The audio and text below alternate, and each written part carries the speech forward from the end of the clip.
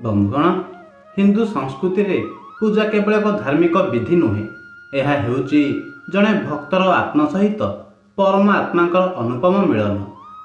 पूजार अर्थ हेउची संपूर्ण श्रद्धा, भक्ति एवं निजको ईश्वर चरण रे समर्पण करिबा। पूजा प्रेम और भक्तिर सहित ईश्वर सजीव उपस्थितिर आह्वान और सम्मान करिबार विज्ञान और कला अटे। बंधुगण, आमे समस्ते घरे धन धान्य एवं सुख शांति पाई घरे एक पूजा घर निर्माण करिथांती और पूजा करती। किंतु कौन आपण जानिछंती कि पूजा समय रे करा जाउथिबा केतेक छोट छोट भूल जोगु घरे अशांति और दारिद्र्य आसी थाए।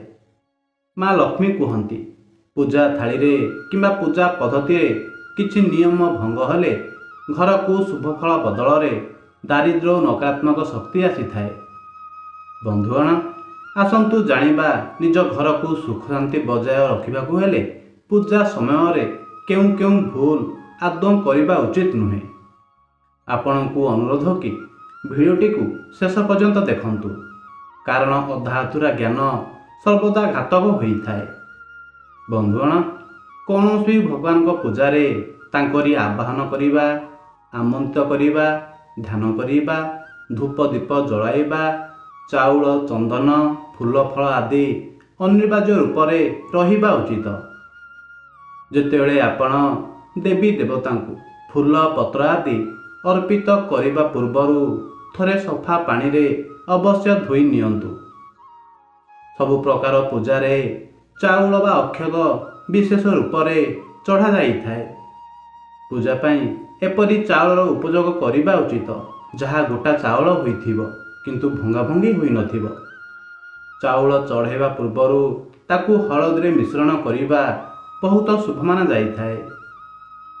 पूजा करुथिबा समय रे एही कथार विशेष ध्यान रखंतु कि पूजा मध्य दीप जेमिति न लिभे। एपरी हेले पूजार पूर्ण फल प्राप्त होई न थाए। पूजा करिबा समय रे आमे जो आसन उपरे बसंती ताकू पादरे एपटे सेपटे न करिबा उचित। आसन को सर्वदा हाथ रे स्थान परिवर्तन करिबा उचित। जदि आपण प्रतिदिन घीर एक दीप घरे जाळंती तेबे घर केतेक वास्तुदोष मध्य दूर होइथाए। सर्वदा एही कथार ध्यान रखंतु कि केबे भी गोटे दीप द्वारा अन्य एक दीप न जलाइबा उचित। शास्त्र अनुसार जो व्यक्ति एपरी करिथाए से रोगरे पीड़ित होइथाए। भगवान को आरती करिबा समय रे ध्यान रखंतु कि भगवान को चरण रे 4 थर आरती करंतु। नाभि को 2 थर और मुखरे 3 थर आरती करंतु। पूजा स्थान रे एक कोण रे कौनसी एक पात्र रे गंगा जल अवश्य रखंतु। एक तंबार छोट ढाल रे जल को पूरा स्थान रे रखिबा उचित। प्रतिदिन एही पात्रर जल को बदलाइबा उचित और एही जल को अश्वत्थ वृक्ष किंबा तुलसी गछरे ढाली पारिबे। पूजा घरे केवल गोटिए देवतांक गोटिए प्रतिमा रखंतु। जदि आपणक पूजा घरे एक देवतांक प्रतिमा 1 रु अधिक थाए तेबे सेही घरे कौनसी कांथ किंबा बाड़े मध्य लगाई पारिबे। किंतु पूजा घरे गोटिए देवतांक गोटिए ही प्रतिमा रखंतु। पूजा घरे केबे भी बड़ मूर्ति रखंतु नहीं। बड़ मूर्ति रे प्राण प्रतिष्ठा हेबा अनिवार्य होई जाई थाए। एही कारणरू बड़ मूर्तिमान मंदिर पाही उचित अटे। एणु पूजा घरे छोट मूर्ति रखी पूजा करंतु। पूजा घरे भूल रे मध्य निज पितृपुरुषंक तथा स्वर्गीय माता पितांक फोटो न लगांतु। पूजा स्थान रे पवित्रता और शुद्धर ध्यान रखंतु। जोता चपल पिंधि कौनसी मंदिर को जिबा उचित नुहे। चमड़ार बेल्ट किंबा पर्स निज पाखरे रखी पूजा करंतु नहीं। पूजा घर पाखरे अलिया आवर्जना जेमिति न रहे सेतिप्रति ध्यान रखंतु। पूजा घरे लागिथिबा सुखिला फूल पत्र आदि काढ़ी कौनसी पवित्र नदी रे विसर्जन करदेवा उचित। सर्वदा भगवान श्री गणेश को आराधना द्वारा पूजा आरंभ करंतु। गणेश को ତୁଳସୀ ମାଳ ଚଢ଼ାନ୍ତୁ ନାହିଁ। ଗଣେଶଙ୍କୁ ତୁଳସୀ ଚଢ଼ାଇବା ଦ୍ୱାରା ଦୋଷ ଲାଗିଥାଏ। ଭଗବାନ ଶିବଙ୍କୁ କେବେ ବି କେତକୀର ଫୁଲ ନ ଚଢ଼ାଇବା ଉଚିତ, କାରଣ ଶାସ୍ତ୍ର ଅନୁସାରେ ଭଗବାନ ଶିବ କେତକୀକୁ ଅଭିଶାପ ଦେଇଥିଲେ। ଯଦି କୌଣସି ଭକ୍ତ ଏହି ଫୁଲ ଭଗବାନ ଶିବଙ୍କୁ ଅର୍ପଣ କରେ ତେବେ ତାର ସବୁ କାମ ବିଗିଡ଼ି ଯାଇଥାଏ। ପୂଜା ସମୟରେ ଦୀପକୁ କେବେ ବି ଭୂମିରେ ସିଧାସଳଖ ରଖନ୍ତୁ ନାହିଁ। ତା ତଳେ କିଛି ଚାଉଳ କିମ୍ବା ଆସନ ଦିଅନ୍ତୁ। ତାହା ସହ ପୂଜା ମଝିରେ ଯେପରି ଦୀପ ନ ଲିଭେ ସେଥିପ୍ରତି ଧ୍ୟାନ ଦିଅନ୍ତୁ। ମନରେ ଅଶାନ୍ତି କିମ୍ବା କ୍ରୋଧ ରଖି ପୂଜା କରନ୍ତୁ ନାହିଁ। ପୂଜା ସମୟରେ ଘରେ ଝଗଡ଼ା ଝାଞ୍ଜି କିମ୍ବା କ୍ରୋଧ କରିବା ଦ୍ୱାରା ମା ଲକ୍ଷ୍ମୀ କଦାପି ପ୍ରସନ୍ନ ହୁଅନ୍ତି ନାହିଁ। ସଦା ସର୍ବଦା ଶାନ୍ତ ଓ ପବିତ୍ର ମନରେ ପୂଜା କରନ୍ତୁ। ପୂଜା ଶେଷରେ ଆରତି ନେବା ସମୟରେ କିମ୍ବା କାହାକୁ ପ୍ରସାଦ ଦେବା ବେଳେ କେବଳ ଗୋଟିଏ ହାତ ବ୍ୟବହାର କରିବା ଅଶୁଭ ମାନାଯାଏ। ସବୁବେଳେ ଦୁଇ ହାତ ଯୋଡ଼ି ଆରତି ନିଅନ୍ତୁ ଓ ଡାହାଣ ହାତ ତଳେ ବାମ ହାତ ରଖି ପ୍ରସାଦ ଗ୍ରହଣ କରନ୍ତୁ। ଘରେ ପୂଜା କରିବା ସମୟରେ ତଥା ମା ଲକ୍ଷ୍ମୀଙ୍କ ପୂଜାରେ କେବେ ବି କଳା କିମ୍ବା ମଇଳା ବସ୍ତ୍ର ପିନ୍ଧିବା ଉଚିତ ନୁହେଁ। ପୂଜା ସମୟରେ ଲାଲ, ହଳଦିଆ କିମ୍ବା ଗୋଲାପୀ ରଙ୍ଗର ଶୁଦ୍ଧ ବସ୍ତ୍ର ପରିଧାନ କରିବା ଶୁଭମୟ ହୋଇଥାଏ। ପୂଜା ସମୟରେ ପୂଜା ଥାଳି, ଆରତି ଥାଳି କିମ୍ବା ଶଙ୍ଖକୁ ସିଧାସଳଖ ତଳେ ରଖିବା ଅଶୁଭ ମାନାଯାଏ। ଥାଳି ତଳେ ସବୁବେଳେ ଏକ ପବିତ୍ର କପଡ଼ା, ପିଢ଼ା କିମ୍ବା ଆସନ ଦେଇ ରଖିବା ଉଚିତ। ପୂଜାରେ ପାନର ପତ୍ର ରଖିବା ବହୁତ ଶୁଭ ହୋଇଥାଏ। ପାନ ପତ୍ର ସହିତ ଅଳେଇଚ, ଲବଙ୍ଗ ଆଦି ମଧ୍ୟ ଚଢ଼ାଇବା ଉଚିତ। ପ୍ରତିଦିନ ପୂଜା କରିବା ସମୟରେ ପଞ୍ଚଦେବଙ୍କ ଧ୍ୟାନ କରିବା ଉଚିତ। ଏହାଦ୍ୱାରା ମା ଲକ୍ଷ୍ମୀଙ୍କ କୃପା ଓ ସମୃଦ୍ଧି ପ୍ରାପ୍ତ ହୋଇଥାଏ। ତୁଳସୀର ପତ୍ରକୁ କେବେ ବି ବାସି ମାନାଯାଇନଥାଏ। ଏହାର ପତ୍ରରେ ପ୍ରତିଦିନ ଜଳ ଛିଞ୍ଚି ଭଗବାନଙ୍କୁ ଅର୍ପିତ କରାଯାଇପାରିବ। ତୁଳସୀର ପତ୍ରକୁ ବିନା ସ୍ନାନ କରି ତୋଳିବା ଉଚିତ ନୁହେଁ। ଧର୍ମଶାସ୍ତ୍ର ଅନୁସାରେ ଯଦି କୌଣସି ବ୍ୟକ୍ତି ବିନା ସ୍ନାନ କରି ତୁଳସୀର ପତ୍ର ତୋଳିଥାଏ ତେବେ ପୂଜାରେ ଏପରି ପତ୍ରକୁ ଭଗବାନ ସ୍ୱୀକାର କରନ୍ତି ନାହିଁ। ଦୀପକୁ ସର୍ବଦା ଭଗବାନଙ୍କ ପ୍ରତିମା ଆଗରେ ହିଁ ଲଗାଇବା ଉଚିତ। କେବେ କେବେ ଭଗବାନଙ୍କ ପ୍ରତିମାର ଆଗରେ ଦୀପ ନ ଜଳାଇ ଏପଟେ ସେପଟେ ଜଳାଯାଇଥାଏ, ଯାହାଦ୍ୱାରା ଏହା ଅଶୁଭ ହୋଇଥାଏ। ପୂଜା ଘର ଉପରେ ଭଗବାନଙ୍କ ବସ୍ତ୍ର, ବହି ଏବଂ ଆଭୂଷଣ କେବେ ବି ରଖନ୍ତୁ ନାହିଁ। ପୂଜା ଘରେ ପରଦା ପକାଇବା ଅତି ଆବଶ୍ୟକ ଅଟେ। ଭଗବାନ କିମ୍ବା ନିଜର ଗୁରୁଜନଙ୍କୁ କେବେ ବି ଗୋଟିଏ ହାତରେ ପ୍ରଣାମ କରନ୍ତୁ ନାହିଁ। ଏହି କଥାର ମଧ୍ୟ ଧ୍ୟାନ ରଖନ୍ତୁ କି ଶୋଇଥିବା ବ୍ୟକ୍ତିର ଚରଣକୁ ସ୍ପର୍ଶ କରିବା ଅନୁଚିତ।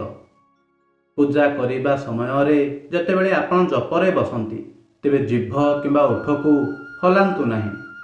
ଶାସ୍ତ୍ର ଅନୁସାରେ ପୂଜା ଘରର ଈଶାନ କୋଣରେ ହେବା ଉଚିତ। ଈଶାନ କୋଣକୁ ଶୁଭ କାର୍ଯ୍ୟ ପାଇଁ ସବୁଠାରୁ ଉତ୍ତମ ଦିଗ ବୋଲି ମାନାଯାଇଛି। ଏହା ବ୍ୟତୀତ ଈଶାନ କୋଣରେ ଅଳିଆ ଆବର୍ଜନା ଜମା କରନ୍ତୁ ନାହିଁ। ଏହି ଦିଗ ବ୍ୟତୀତ ପୂଜା ଘର ପାଇଁ ପୂର୍ବ ଦିଗ ମଧ୍ୟ ଶ୍ରେଷ୍ଠ ହୋଇଥାଏ। ପୂଜାପାଠ ପରେ କାହାକୁ ଦାନ ଦକ୍ଷିଣା ଦେବା ସମୟରେ ମନରେ ଅହଙ୍କାର କିମ୍ବା ବିରକ୍ତି ଭାବ ରଖିଲେ ପୂଜାର କୌଣସି ଫଳ ମିଳେ ନାହିଁ। ଦାନ ସର୍ବଦା ନମ୍ରତା ଓ ଶ୍ରଦ୍ଧା ସହ କରିବା ଉଚିତ। ସନ୍ଧ୍ୟା ସମୟରେ ଘରର ମୁଖ୍ୟ ଦ୍ୱାର ଓ ପୂଜା ଘର ଅନ୍ଧାର ରହିଲେ ମା ଲକ୍ଷ୍ମୀ ଅପ୍ରସନ୍ନ ହୁଅନ୍ତି। ସନ୍ଧ୍ୟା ହେବା ମାତ୍ରେ ପୂଜା ଘରେ ଦୀପ ଜାଳିବା ସହ ଘରର ସମସ୍ତ କୋଣରେ ଆଲୋକ କରିବା ଆବଶ୍ୟକ। ପୂଜା ଘରେ ମା ଲକ୍ଷ୍ମୀଙ୍କ ଏକାଧିକ ପ୍ରତିମା କିମ୍ବା ଗଣେଶଙ୍କର 3ଟି ମୂର୍ତ୍ତି ରଖିବା ଅଶୁଭ ମାନାଯାଏ। ଚିରି ଯାଇଥିବା ଫଟୋ କିମ୍ବା ପୁରୁଣା ମଳିନ ଫଟୋ ରଖିବା ଦ୍ୱାରା ଘରର ସମୃଦ୍ଧି ବାଧାପ୍ରାପ୍ତ ହୋଇ ଦାରିଦ୍ର୍ୟ ଆସିଥାଏ। ପୂଜା କରିବା ସମୟରେ ଦିଗର ବିଶେଷ ମହତ୍ତ୍ୱ ରହିଛି।